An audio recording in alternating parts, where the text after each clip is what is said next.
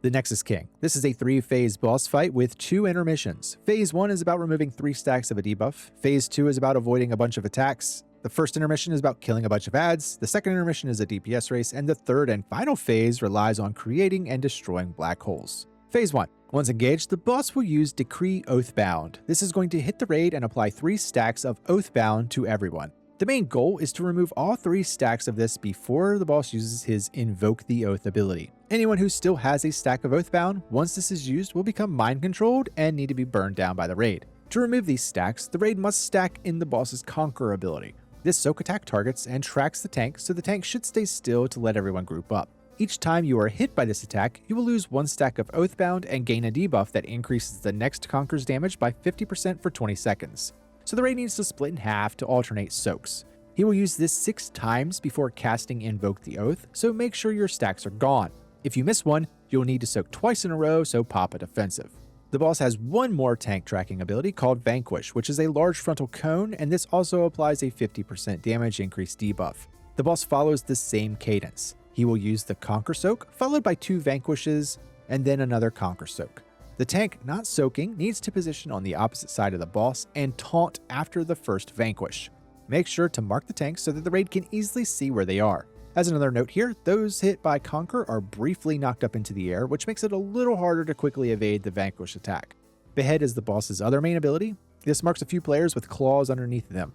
Quickly run to the outside of the arena, as this hits everyone in the effect and leaves behind a ground effect.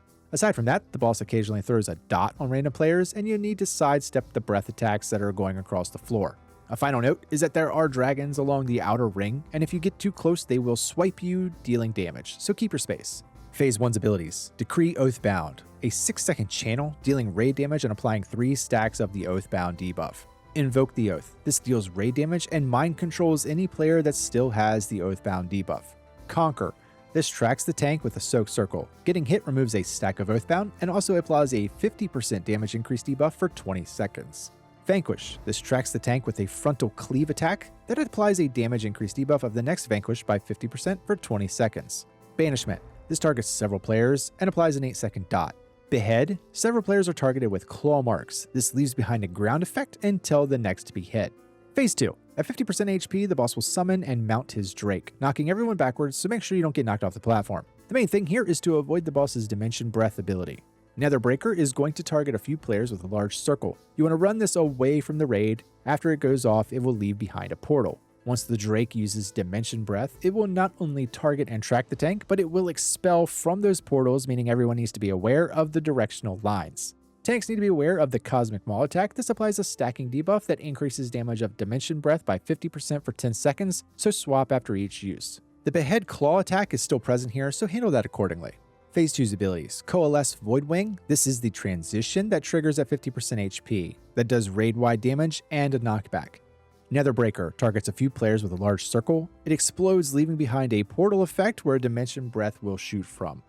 Dimension Breath targets and tracks the tank. It also shoots from portals that are placed around the room, shown by lines. Cosmic Maul. This is the tank buster. Deals physical damage and applies a debuff that increases damage done by Dimension Breath by 50% for 10 seconds. The first intermission. At 40% HP, the boss will become immune and summon a group of adds on 2 different platforms. The raid needs to split in half and head to their assigned gateway. At the gateway, use your extra action button and you'll teleport to the platform. The Manaforge Titan is the most important mob here because if they reach 100 energy, they explode, pretty much wiping the group. Netherblast is an ability that can be interrupted, so make sure you're rotating kicks, and aside from that, just avoid all the line effects, rotating beams, and circles. Once all the adds are defeated, return back to the platform where Phase 2 resumes. The second intermission. At 25% HP, the boss will jump off of his Drake and become immune to damage. This channel will last for 30 seconds, where the boss is absorbing the Drake's HP to heal himself. The raid must burn down the Drake as much as possible to keep the boss from healing too much, so it's the perfect time to lust. The only thing to watch out for here is the claw attacks that will be appearing across the room. Phase 3. This is the third and final phase. The boss will use Galactic Smash, which will target a few players, including the current tank. These players need to relocate to the mid-outer ring of the arena and opposite of each other, as once this detonates, it strongly pulls all players towards it, trying to consume them before it leaves behind a Dark Star. This Dark Star is going to send out rings from its location, which must be avoided. Do not touch the Dark Star in the center, otherwise it will insta-kill you. The next attack from the boss is Starkiller Swing. This targets a few players and the active tank with a line. Once cast, it will hit that player, dealing damage and destroying any dark star in its path. So players need to line up with a dark star in order to remove them. This process then repeats until the boss is defeated.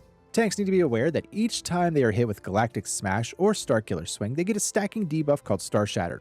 This increases the damage of each Star Shattered attack by 50% and lasts for 40 seconds, so swap after 2 of these. Phase 3's abilities. Galactic Smash. This targets a few players with circles. These circles will create a dark star and applies Star Shattered to the tank. Starkiller Swing. This targets a few players with a line. This attack destroys any dark star in its path. Dark Star. A black hole that pulls any close players inside. It insta-kills anyone that touches it and sends out waves of spikes that must be avoided. These also deal a burst of raid damage when they are destroyed. Star Shattered is a stacking debuff applied with each Galactic Smash and Starkiller Swing. It deals physical damage and increases damage of the next Star Shattered by 50% for 40 seconds. Role-specific duties. Tanks. Phase 1. Swap after the first Vanquish. Phase 2. Swap after each Cosmic Maul attack. Stay still for Dimension Breath. The first intermission. Grab and group up the adds. In Phase 3, make sure you're placing and destroying stars. Swap at 2 stacks of Star Shattered. Healers. Phase 1. Expect increasing bursts of damage with consecutive Conquer Soaks. Make sure you remove your 3 Oathbound stacks.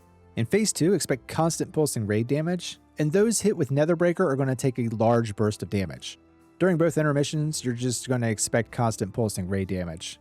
In Phase 3, anyone targeted with a Galactic Smash or Starkiller Swing will take a large burst of damage. Keep in mind that when a Dark Star is destroyed, it deals a large burst of raid damage. DPS. In Phase 1, stack for Conquer to remove your 3 Oathbound stacks. Make sure you're dropping claws away from the raid. In Phase 2, be mindful of where you're dropping your debuffs. During the first intermission, make sure you're cleaving all the adds, but prioritize the Manaforge Titan so that they don't reach 100 energy. During the second intermission, make sure you do big damage on the Drake to reduce the amount of healing the boss gets. Phase 3. Be mindful of positioning for dropping Galactic Smash and when aiming the Starkiller Swing. And that's it! Shout out to these channel members. If this video helped them, press the thumbs up. Subscribe if you enjoy WoW content. Become a channel member for 99 cents a month. It gives you early ad-free access to all my videos. Also check out my Prefessional merch. I'll see you in the next one.